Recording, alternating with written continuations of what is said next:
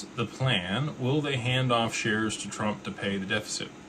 So this is an interesting question. I think it's been worked out for a long time. There's over 1,700 NDAs that Ripple has with other financial institutions, enterprises, counterparties. And these are negotiated agreements where they can buy XRP at a much cheaper price. One of these, Greg Kidd came out and openly disclosed that he had a option to buy XRP at 0.03 of a penny for 1 billion XRP. I don't know if he ever executed that or not. I don't know if he waived that option. I think it was later stated that he came out and waived that option. But that just kind of gives you an idea of some of the early stuff that Ripple negotiated, potentially with larger bodies. Greg Kidd also made the introduction to the Fed in 2014. And so, Ripple's been having conversations with large governments globally for more than a decade.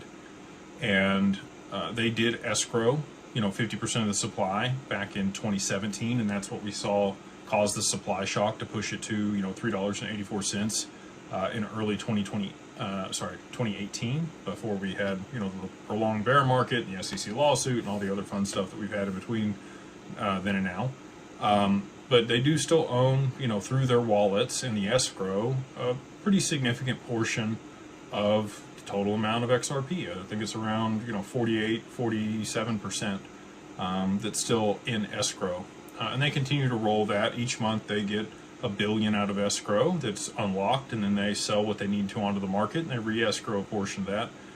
Over the last year, they've done, about 700 million XRP re-escrowed, and they've sold about 300 million onto the market each month.